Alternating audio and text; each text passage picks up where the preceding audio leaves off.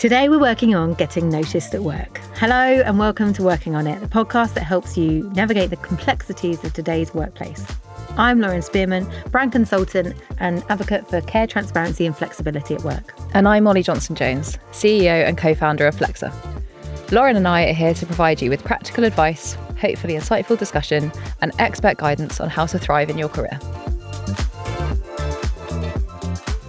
In this episode, we're diving into a topic that's crucial for career growth, how to get noticed at work. We'll look at how you can increase your visibility, showcase your skills, and make a lasting impression on your colleagues and superiors. We'll also discuss the balance between self-promotion and teamwork, how to stand out in remote or hybrid working environments, and share some success stories from professionals who've mastered the art of getting noticed.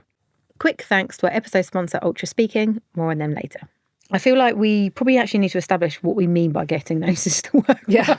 We're just starting straight into the episode. Because actually getting noticed can mean, you getting noticed at work, by work, because of your work. Yeah.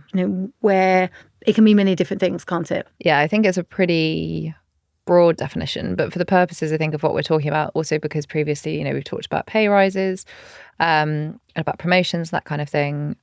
Getting noticed at work is being noticed for who you are, like people remembering your name, remembering what you do, for your work as in like the quality of your work and you being effective. And then obviously probably another episode that we'd cover is around like externally, like shouting about it on LinkedIn, building a personal brand, being seen as an expert, I think is adjacent to that. But I think when you're talking about getting noticed at work, it's like in your current role by the people that matter.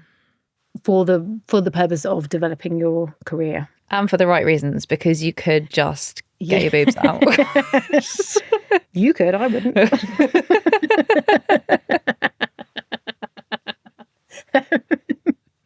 That will get you noticed. Yeah.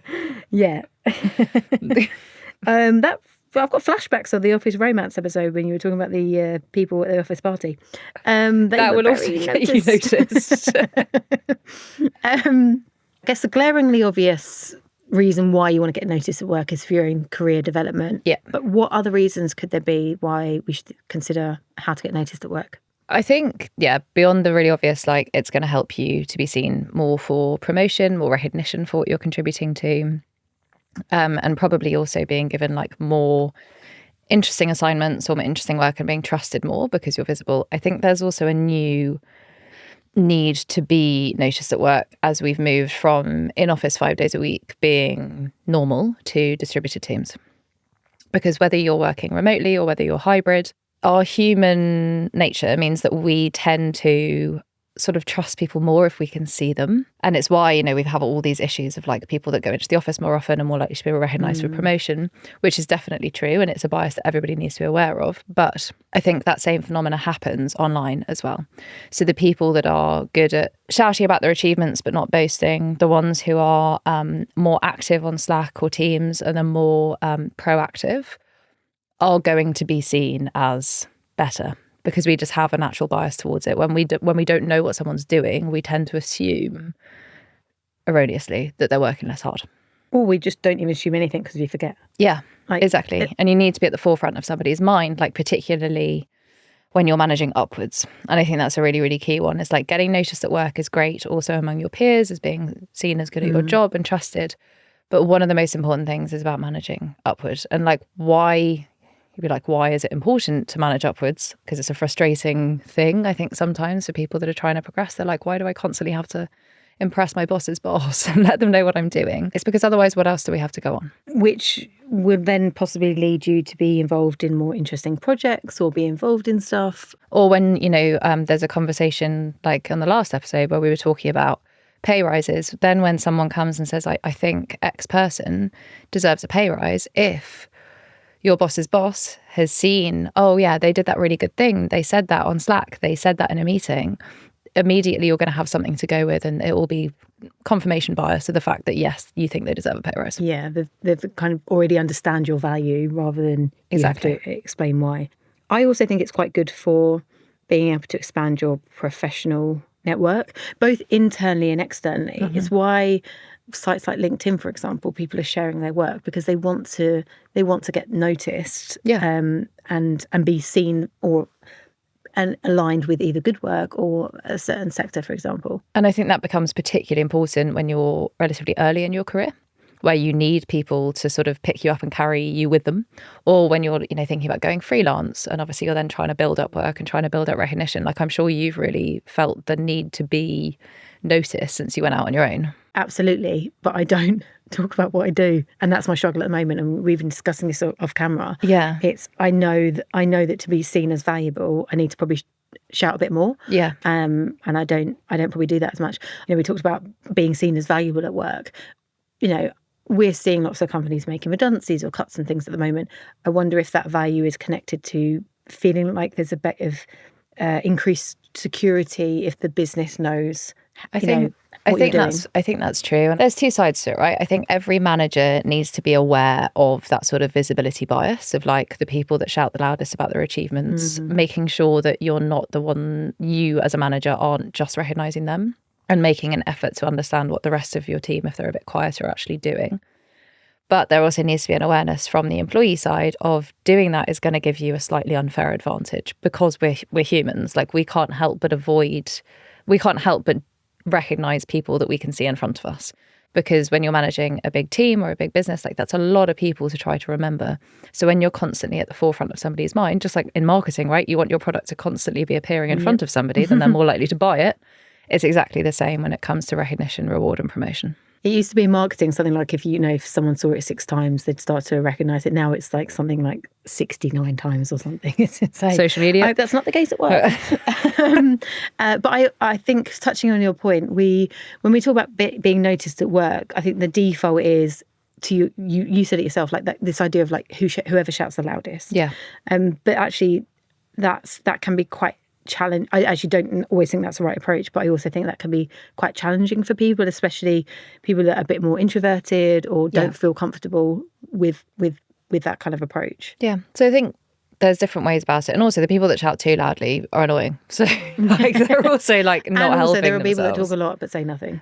Exactly, and also that you'd hope would come through as well. Although I'm sure we've both got examples where that hasn't shown as them not being very good at their jobs.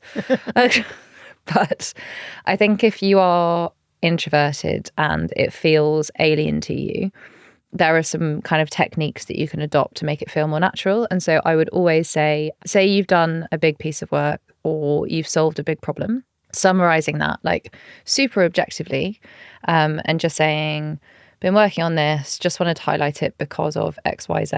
Like, it affects this team, it affects this team, it affects this team. This is what I've done, this is what I'm expecting. And like just a summary, and then pop that in a channel or say that in a meeting. Or if your company is still working via email, then send that in an email. Hang on, I'm going to stop you on that. Are you anti-email? Not to like outside of the organisation, but to communicate with your colleagues. I was like, I've been out the corporate world for 1 year and I've missed. What have I missed? But if you're using that for internal communications, you're missing a trick. Versus like Slack or Teams. No, emailing people is fine as a rule. Actually, in my last corporate role, we didn't really use email. We used Slack for everything. But I hated it because I felt like I probably missed a lot. In Slack? There's pros and cons. Yeah, just fucking popping off all the time. The email's so slow. Yeah, but I think if you want to get noticed. Oh, no, I think Slack's good for being noticed, yeah. Okay. Because I do think people are looking at it. But just summarising and saying in an email, or in Slack or in a meeting, like, this is what I've done. This is what I expect. Super easy way to show what you've been working on.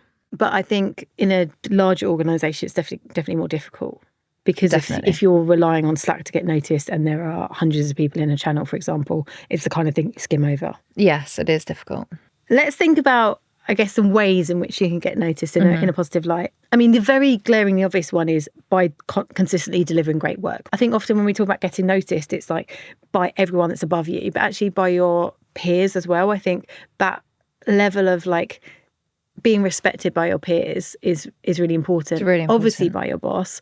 And then in an ideal world, your boss's boss to whoever, whatever scale there is, would know what you've contributed. Yeah. And I think your point of the sort of peer relationships, being trusted and building great collaborative relationships with your team, something that not that many people are really good at. Like, I've definitely not been in the past. Like, sometimes you can be too competitive, or you can think, oh God, I've done that so much better than everybody else, and I carried this whole project alone, like that kind of thing.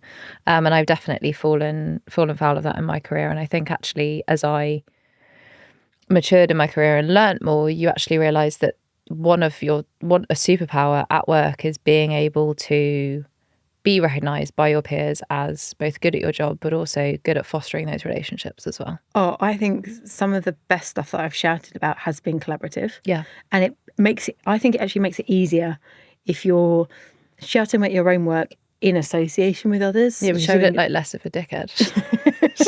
I think it just makes it less awkward as well. Yeah. I think, not everyone finds it easy to big themselves up. It can feel it's a learned skill. It can feel like that, right? Whereas actually if you're doing it as some kind of cross-sectional work, this was a project, this is what role people played, or this is how I contributed. I think that's really positive. I think another easy way to get noticed if you feel uncomfortable shouting about your own achievements is like volunteering for things.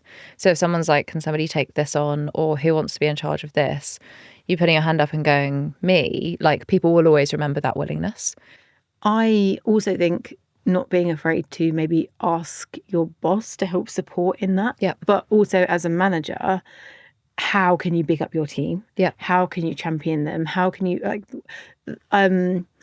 I have a real bone of contention with people that constantly say my team. It really bugs me. Why? Because it feels selfish. What does it feel like? You don't own them. Like, you're all in it together. Yes, you lead the team, but they're not yours. Yeah. I've got a real bugbear about that. But what should people say instead? Our team, the team. Whenever I've managed teams, no matter how many teams, you say that is in team. Context, right? Yeah. But generally, if I'm outwardly saying something, externally to the business or externally, it'll always be us. It will always feel like it's a collaborative effort. Oh yeah, just saying like we rather than yeah. But I think there are a lot of managers who don't like bigging up people in their team, or they don't like their team being noticed. Yeah, or they feel threatened by certain members of their team as well. Whereas actually, I see it as a really great sign if people think people in the team are doing well. Oh yeah, it's one of the best signs. It shows you're a great manager, right? Yeah. That kind of relationship with your manager and how they champion you is really important. Really important, yeah. Not like if they're not, hopefully not taking credit for work, bigging you up, making sure that they are bringing you along. If they're doing well, that they're bringing their team. Yes, yeah. along with them. And also coming back to your point of big organisations, it is hard to stand out. And I think some of the onus for that falls on managers because they have a little bit more visibility than somebody who's within that team if you're in a big organisation, because they're going to be certain management meetings or opportunities like reviews, whatever it is. It's a really good sign if managers are then bigging up certain members and getting them noticed. Yeah, I found that when in previous roles, I remember one specific example is we had the team weekly reports or things that we might share. I wouldn't always share them. I'd encourage different members to take it on so that they had, again, it was a chance for them to share that visibility. Such a good learning opportunity as well. Yeah, I think so. And also that didn't take away from my role as leading that team, but it showed that it also showed how motivated everyone was as part of that team to share results or what the learnings, what the highlights, etc. Yeah. I also think, to your point of sharing things in meetings, it shouldn't just look to your manager to go, oh, you should contribute. People asking questions in meetings is also such a green flag, I think, if you're wanting to get noticed, as long as it's not oh, why are we doing this? Out of interest, why have we decided to do X rather than Y? Just being curious, I think, is a really, really good way to get noticed. And again, it's not about bigging yourself up if that's not the route you want to take. Asking those questions and being curious shows that someone is quite driven and wants to learn more. Yeah. Which I think is a really quite a positive trait. Yeah, definitely. And again, it helps you if you're speaking up in meetings, you're asking questions. It adds in another way that you can get noticed is doing those sort of cross-functional, interdepartment, if you're leading a project within that. And then obviously if someone in the tech team speaks really highly of you to your boss in passing, that's obviously then also going to help you to get noticed. I think that interdepartment stuff is really interesting because I'm sure we've all had it where like someone in different teams has shared something, you're like, boring, really don't care. So it's trying to link back, and you touched on it earlier, like why is that important for the business? What does that mean? Yep. Or just try and make it a bit interesting. I had one job where I was in the social team and we used to share different stats and things. And I took it upon myself to like, I was like, these are just boring if you work outside of marketing, like who really cares? And also what's the context, or how do you bring it to life a little bit? So if ever we had like big stats to share around maybe some content had done really well, I would then try and link it back to, I'd put it into context. So if I was like, oh, we've reached 500,000 people in this project, I'd then try and link it back to like, that's enough to fill Wembley Stadium X amount of times, or even, like that. Like, if you filled 100 double-decker buses, that's how many people. Because I think it makes, sometimes when you share stats, it's like, okay, it's a big number, but then when you try and humanize it a little bit, it also just makes it a little bit fun, because then whenever I'd share it, it became a thing that was expected. Like, what's she going to come out with? It's like, we reached the size, the amount of people that live in Russia or whatever. Yeah, and I think also when you're helping people understand it, it's very similar to, that somebody is an expert in something when they can explain it in really simple terms. And so I think that naturally breeds trust within you if you can make it understandable and relatable to everybody, even if it's absolutely not their area of expertise. Yeah. And I think in meetings, like, it is obviously a prime place to be noticed and discovered. But it's also, I feel like we could have a whole actual, like, now I'm thinking of all of this meeting etiquette stuff, a whole other podcast episode of how to behave in meetings. Because there's like certain ways of asking questions. Also, like, don't ask a question just as the meeting's ending. That will get you noticed for the wrong reasons. And also, to your point, structure meetings. Yeah, let's make another episode of that. But also, like, just speaking in a meeting isn't enough. I'm sure there have been so many times where you listen to someone's monologue for 5 minutes and everybody completely switches off. Yeah, maybe that's a good point. Consider your contribution. Exactly, because you can be noticed for the wrong reasons as well as noticed for the right reasons. Yeah. I think also one of the best ways, but it's obviously you have to have the confidence for it, you have to have the skill set for it, and a lot of people aren't trained in public speaking and presenting. So one big piece of advice I give to people, particularly early in their careers, is seek out those like small speaking and presentation opportunities so you get more and more comfortable. Because naturally, if you have confidence and ease public speaking, people tend to trust you and think you're good at your job, even though that's obviously completely unfair bias. But if you can speak publicly, confidently, and without anxiety, visible anxiety, it is going to give you a step up because people value that trait. And that can also start small, just within your team, presenting something. I think whenever we talk about presenting, it's like, oh my God, I've got to present to the whole business and there's a board and all this stuff. But actually that can just be presenting to 4 people in your team. It can start really small. I also think when it comes to getting noticed, so there's a stat from LinkedIn that says 80% of people consider networking quite important in terms of getting noticed and their career success. Jesus, as somebody who is A, terrible at networking, B, fucking hates it. Yes, it is very, very useful, but don't feel like you have to. I'm going to challenge you on that because you post a lot on LinkedIn, right? Yeah. But I don't talk to anyone.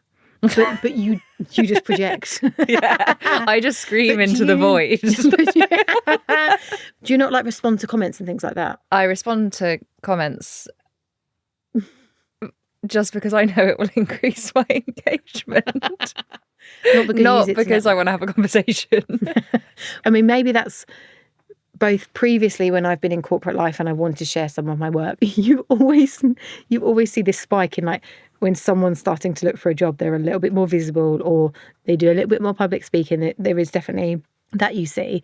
But I do think maybe now I've gone freelance, I probably want to be seen as a little bit more visible because I want people to consider me. Yeah, exactly. I think just the same as there are so many different career pathways, so many different progression opportunities depending on the kind of person. I think what can be quite unhelpful, and hopefully we're not being unhelpful on this podcast, is people tell you like this is the one way to do it. Whereas actually if you break it down, networking, if you're good at it, absolutely amazing way to get noticed. Like I've watched so many people successfully network their way to promotions or totally new opportunities. There's a high stat, which we will quantify. There's a high stat around one of the biggest contributors to recruitment is networking. Yeah. So I don't think networking needs to be going to events, projecting loads of stuff. It can be a little bit behind the scenes. It can be coffees, conversations, even if it's joining communities, for example, that is online, you don't even have to speak to anyone verbally. I think there is an element of that. But I think networking can be two different things. And I think what the trouble, it's probably why I have networking such an ick word to me. I have such an visceral reaction to it, because I think it is sort of you have to go to an event or you have to have a coffee with somebody, you have to have a full conversation. I think network is actually a better word for it, because you could have built a personal brand on LinkedIn and you could be, really distilling awesome insights from your area of skill, your area of expertise or your skill set, and people could associate that with you. I think that is as valuable as all of that networking. Like if people have seen you as building this incredible audience around a certain topic, you are also building a passive network, and you will be associated and you will be found and reached out to by people. So I think there are two ways of doing it. There's also the flip side of that is supporting and helping others. Yeah. That will naturally widen your networks. So I think, like, to sort of summarize the effective sort of strategies of getting noticed, and I do think it's important because networking is often lauded as the most successful strategy to be promoted, to get noticed. Like, yes, you can do that. There's also shouting about your achievements in a non-douchey way and being like, I did this and it contributed to this, and making sure that's visible.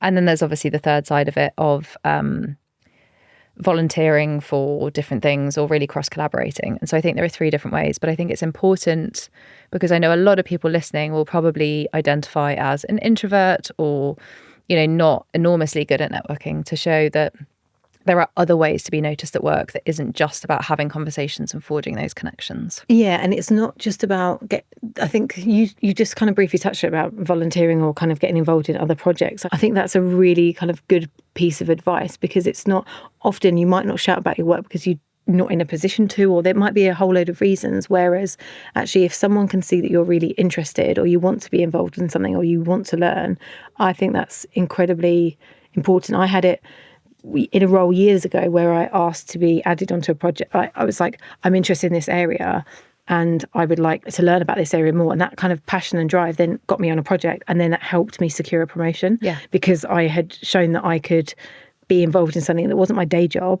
It wasn't really linked to my job, but I wanted. And that links perfectly to the career change episode that we talked about, right? It's like demonstrating how you've done little bits of the thing that you then want to go and do. And that's such a good way of being noticed at work. And I think there's been a little bit of a damaging rhetoric on social media around like, oh, you're asking me to do things that are outside of my job description.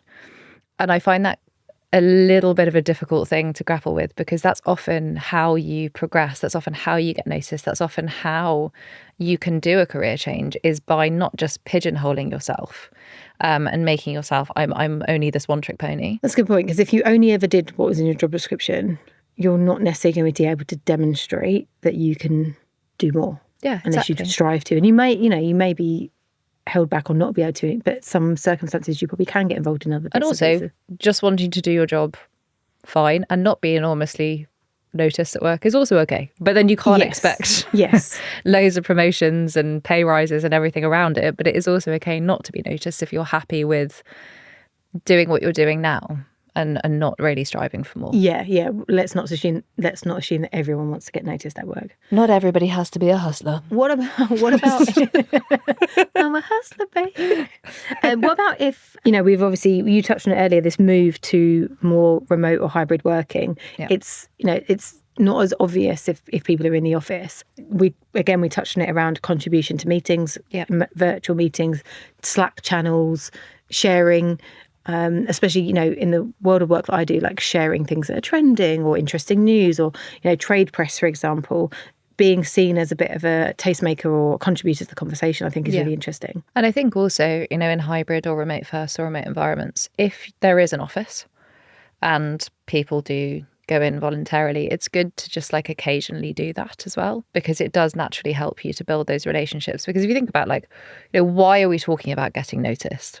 You just want to be the person that people are talking about in a positive way when it comes to promotion time, when it comes to pay rise time, when it comes to, who do we give this really exciting opportunity to? You want your name to be at the forefront of people's minds. So going into the office when you didn't have to, an extra one time every month, or putting your hand up in a meeting and volunteering for something, or having built the relationship with somebody that was running that really interesting project. All of those things are going to contribute to you being at the forefront of somebody's mind when they make that decision. And even talking about this like positively, even like positive contribution to conversation that's not even necessarily your line of work. So, when people are sharing something they've worked on in a Slack channel, it's being seen as a person that bigs them up and really gets involved, or maybe asks a question on that and wants to learn more. I think they're not necessarily sharing in their own work, but they're showing they're interested in others. I think there's something quite powerful about being the one that's really interested and wants to learn more. Yeah, and exemplifying behaviours or values that the company wants to see. I think that's also something that's quite under-recognised is, every company is going to have certain behaviours that they want to facilitate, or I hate the term company values because they're so often meaningless, but like values that we the do company what's right. stands for. Yeah, exactly. Yeah. It's like, well, I hope every company does. Yeah. But making sure that you are exhibiting those behaviours, whether it is exactly that through celebrating somebody else, or it could be that failing fast is really important in terms of like a behaviour that the company facilitates. So like showing examples of those things will genuinely really help if someone is considering you for a management role or for another opportunity. Generally speaking, we're coming at it from the positive aspects of, getting noticed at work. You mentioned that you getting your boobs out might not be a great way to get noticed at work. What other pitfalls are there if you want to avoid getting noticed at work? No nudity. One of the hardest probably pitfalls to avoid is treading that really fine line between self-promotion that makes you look good and self-promotion that makes you look like an egotistical maniac. Yes, that maybe takes credit for other people's work or doesn't consider the role other people have played. You might have led a project, for example, but I don't really watch it that much, but on The Apprentice, when there's obviously like a team leader, right? And then there's other people, it's like when people are recognising everyone's contribution, you might have guided them, but yeah, there's still, everybody's had a part to play, but you also don't just want to be constantly like, oh, pick me, pick me, pick me.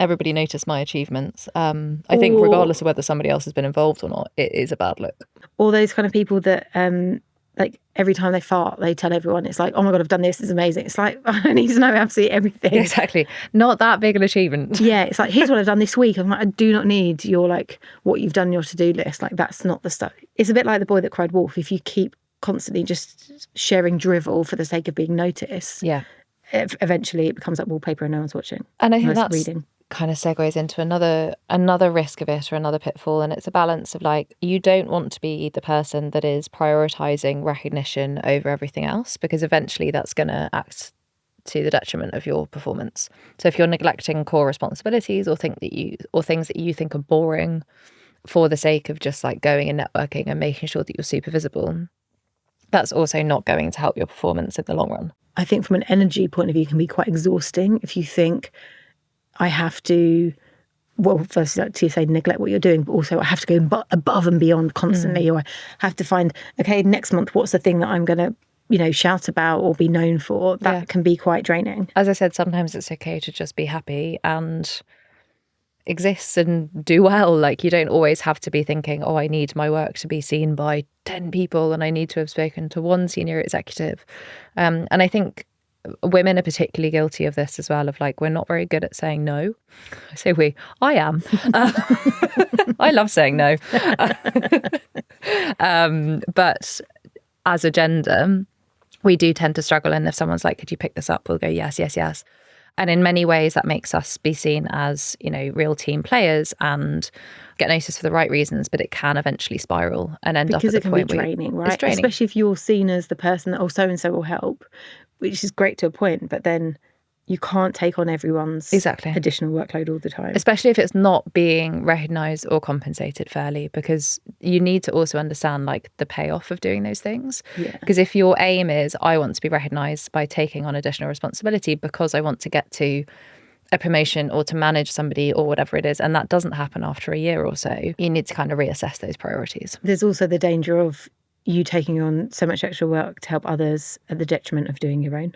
Yeah. Absolutely. And that's quite a good point, actually. So like there's the detriment of doing your own where you're almost being too much of a team player. But how there can also be the flip side where somebody self-promoting can mean that it seems like they're not viewed as a team player. Like, have you seen any good examples of someone striking the balance of like both self-promotion but also being really collaborative and supportive? I mean, I think I've probably seen it from most obvious examples are when when I've been in a position where my bosses have maybe shared a project they've led, but called out individual contribution in those projects. I think that's always because it shows that they're great leaders, but it also shows that they are very perceptive of what people are up to. Yeah, I think they share that credit generously. Yeah. And I think that's such an important behavior for companies to facilitate. Like we have on Slack, we have a channel that's just called Kudos. And whenever somebody does a really good job, anybody can go in there and shout somebody out. So like in a week, we'd probably have like 5 people being shouted out. Maybe three of those shout outs might be managers or leaders, but a couple of them will also be peers to somebody else saying, hey, this person really helped me out. And I think that's a nice way of organically trying to make it more of a meritocracy in terms of recognition rather than rewarding the person that shouts loudest. Yes. When I used to work at Made, we had Made It Great, where you could nominate people. And even if you didn't like win every month, everyone always saw the nominations, which I think is just really wonderful. It also encourages shouting people out that it's not just shouting out your team, or it's shouting out your peers or people that may be in completely other teams, or someone that's just made things quite enjoyable that month. Whatever. And I think that's a really nice thing to do. And I think it's an incredibly important thing for leaders to lead by example with. So like I've definitely seen, founders and executives in businesses very, very, very rarely praise. And it'll be like, I'm just very serious and I'm leading a business and it's up to everybody below me to do the soft emotional intelligence stuff. Whereas actually, I think it's really important. Like we do a brief company update on a Monday. Every Monday, I will make sure that if there's always one person that the previous week has done a really, really good job. And I will say that at the beginning of the meeting, like recognizing this person. It could be 3 people, it could be 4, but there will always be at least one. And I think it's very important if you want that recognition and notice and attention based sort of culture to exist and to make it okay for people to also self-promote in a good way, you do need to lead by example. I've worked somewhere before and I've kind of carried that on in jobs I have where I would share with my boss like team updates or call individuals out or things that have happened, so that if they then saw them in the office or there was a conversation or meeting they're part of, they would acknowledge it. Because I think that's a really nice thing to do. There is something hierarchical, whereas actually if someone really senior recognises you, you're like, oh my God, it does feel good. Yeah, no matter how flat a hierarchy a company might want to have, or no matter how much you might hate it, there is something really nice in being noticed by someone whose opinion of you matters. Yeah, I led a project during COVID it was fucking hard work, to be honest. And it was nice. I got called out a lot. But again, it was very much like, this is a team effort. Like I happened to lead it because I was picked, not, and actually it is your love language, isn't it? Yes. Because especially when I tell you that I got a call from the CEO. And you were like, I was like, it's amazing. But it does make a difference. This is a quick reminder you're listening to Working On It. The podcast unpacks the trials and tribulations of today's work environment with me, Lauren Spearman. And me, Molly Johnson-Jones. It's time for a quick ad break. Ever freeze up before a big presentation? For many of us, public speaking can be absolutely nerve-wracking. But it doesn't have to be. After coaching thousands of clients and students, our friends at Ultra Speaking have put together the ultimate public speaking playbook. A free mini course breaking down some of their most powerful techniques to help you to become a more engaging speaker in just 5 days. So, are you ready to overcome your public anxiety and change your career trajectory? Head to ultraspeaking.com/Flexa to get instant access to the mini course or click the link in the show notes. Coming up, we're going to discuss the more negative side of being noticed, what the bad things you could be noticed for, how that might create reputational damage, and also how to avoid that. So what are we talking about, the bad things? So if you get basically like a bad reputation for something. So I used to work with a guy and he was very much noticed for the wrong things. Oh, tell me more. So he didn't think he was being noticed because he was trying not to be noticed for this thing. But you know how being noticed doesn't always mean, being noticed by the bosses and the really senior execs or publicly called out. It can also be about the reputation that you gain within a company. And this guy got a really bad reputation for just consistently taking credit for other people's work. So he was trying to be noticed by people above him, but he didn't realize then that everybody around him was bad mouthing him and being like, he's just taking credit for our work again. And the trouble was, it was working to his advantage, sort of like up the top, but it was poisoning the waters all around him below. And I think a lot of people don't think about the consequences of their actions there. So say if you are known by your team as the person who just won't do the menial admin tasks and they just avoid them, so then eventually it falls onto somebody else, or you're just known for being really bad at a certain thing. And so I think there's a degree of awareness that you need to have when you're trying to be visible for the good reasons, if it's not all kind of shiny underneath. Yeah, what's that perception of you? I feel like when we did the conflict episode, I had a very similar example of someone that was great at bigging themselves up, but then would almost like try to put others down and actually that wasn't great. Yeah. And I think if you're trying to say that you are something that you're not, it becomes quite dangerous because people judge you much more for it. Whereas, if somebody just has done a great job and they're then shouting about it, yeah, and they're not pissing anybody else off, then it's great. But I take stock before you start trying to make yourself super visible of how you're perceived within the team. Are there blind spots that you might have? And like really have a think about it and talk to some people before you try to go super visible. My toxic trait is calling people out that take credit and don't share where the idea came from. Or just like publicly. Yeah, I find it really frustrating. I'm sure we touched on this in the conflict episode, but some colleagues and I had a colleague that did that, and we used to go, oh yeah, like they'd suggest something. Oh yeah, like so and so said last week, and it eventually it reined in a little bit. Yeah. But I mean, on one hand, I almost applaud the audacity of people to so confidently take the idea of someone else and pass it off as their own. But yeah, it's not a positive thing. But you can also have some self-awareness around it, right? Because I think, I sometimes laugh at myself because it's meant with enthusiasm, but sometimes I'll say, oh yeah, I thought of that last week. And I don't mean it like I've already thought of your idea. I mean it as like, oh, I'm so glad you've had this thought too. And so I think there's sometimes like how you come across, you just don't realise. Like mine is enthusiasm and happiness that somebody else has thought of it, but I can come across as going, oh no, I got there first. Yes, almost dismissing the fact that they've come to you with an idea. Yeah. And also you can both have the thought. It's not a bad thing to both have the thought. There are many thoughts in the world and many of them have happened in many people's brains. Often we can maybe, with our best intention, try to get noticed, but that doesn't mean that we always will, and sometimes we will get overlooked. Yeah. I think if that is the case, first port of call is probably have a conversation with your manager and see if they've noticed it too, or if they could support you with that. I think it's important to ascertain, is it because of things that you've done, i.e. it's a you problem, or is it because of things that about the company or your team or the culture are them problem? Because it could be that you're just going about it in the wrong way. So get really good advice, like go to your manager, get feedback on areas for improvement, or if your manager goes, no, I've seen it too, you're doing a great job, whatever.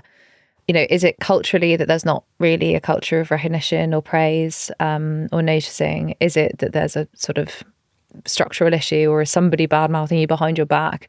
And is it the right place for you if that's something that you really, really value? I think it's perfectly reasonable to take stock at that point if you've been making a real effort to be like, this isn't paying off. I feel like I'm not getting noticed for the right reasons or at all.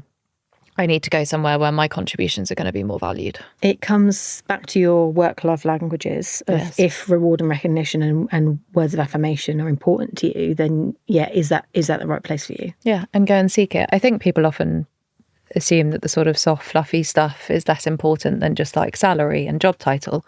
Give me the fluff. It's equally, we love fluff. Love a bit of fluffing. But we need fluff. Like we're human, we all want to work in different environments and in different ways. And so you need to find that kind of culture that is going to give you the soft and fluffy stuff outside of just job title, salary, progression. Yeah. We have a real life story here from Priya in Manchester. Priya says, I've been working at a large tech company for 2 years and I feel like I'm invisible. Where's the tech companies? I do good work, but I'm naturally introverted and struggle to speak up in meetings or promote myself. Recently, I saw a colleague who started at the same time as me get a promotion, and it made me realise I need to do something to get noticed. The problem is I'm not sure where to start, and the thought of putting myself out there makes me anxious. How can I increase my visibility without feeling like I'm bragging or changing who I am? That's the use of the word bragging there. That's not bragging. No. And also it's so frustrating to see a colleague, also get a promotion when they're doing the same work as you. I think the difficulty comes back to work and doing your job well is not just about literally doing the job as much as it might feel like it should be. I personally think there's about 20% more to it around like managing relationships, managing upwards, those sort of soft skills around it. And as we touched on before, it doesn't have to be that you're shouting really loudly, you're networking. So I think the advice on like putting yourself out there and having anxiety is like, start with like asking a question in a meeting or volunteering for like a small task of like, can somebody do this? And be like, absolutely. And start shouting other people out as well to get yourself comfortable with that feeling of putting your hand up and going, this was done really well. Contributing to the conversation or even following up after a meeting with a question or something that you've seen related to it. Exactly. Showing that you are curious, that you want to learn, and adapting to the fact that it's good that you know that that's not something you want to do as an introvert. Like most people don't have that level of self-awareness. They just, they just feel anxiety around it. It's good that you know, and so then you can lean into strategies that will favour you from shouting other people out or volunteering or asking questions, following up, being the person that goes above and beyond. And if that isn't noticed and that's not recognised and you're not feeling valued and you feel like other people are being promoted around you, then again, maybe it's not quite the right place. I do think there is something powerful in asking your boss to help with that as well. So and are where they willing can they to call help? you out? Yeah, exactly. Are they... does that colleague that's got promoted, are they reporting into the same manager, and what's the difference between the two? Yeah, what did they do that she didn't? Yeah, and trying to maybe get an understanding of why. It may be that actually that's not the reason why the colleague got promoted. Yeah. So trying to do a bit of delving into that too. And I think that's really valuable feedback. And I think, we've talked so much about getting noticed and the different techniques and tactics for it, but it should never feel like you're needing to change your personality. Mm-hmm. It should feel like there are different strategies here that we've talked about depending on whether you are a big extrovert, whether you are a big relationship builder, whether you're actually really introverted and prefer not to talk about yourself. Hopefully there are different strategies here for people to showcase their value and get noticed for and get that share of attention on them. Yes, yeah. I think just because, I think we shouldn't associate being an introvert with not being able to get noticed. As much as it might seem unusual, I am actually quite a big introvert and I hate talking to people, but I have still been noticed in my career. It is possible. It is possible. So Priya, I do feel you. I understand how challenging it can be to put yourself out there, especially as an introvert who finds those kind of social interactions quite challenging. Molly, I think that wraps up our episode for getting noticed at work. We've covered a hell of a lot today, from understanding the importance of visibility to strategies for different personality types for getting noticed, particularly also for introverts and in remote or distributed working environments. If you've got any questions or want to share your own story about getting noticed at work, feel free to reach out to us on Instagram @workingonit.pod or email us hello@workingonit.show. Next time on the podcast, we are working on navigating office politics. My favourite. Nice. Thank you for listening and we'll see you next time. Until then, keep working on it.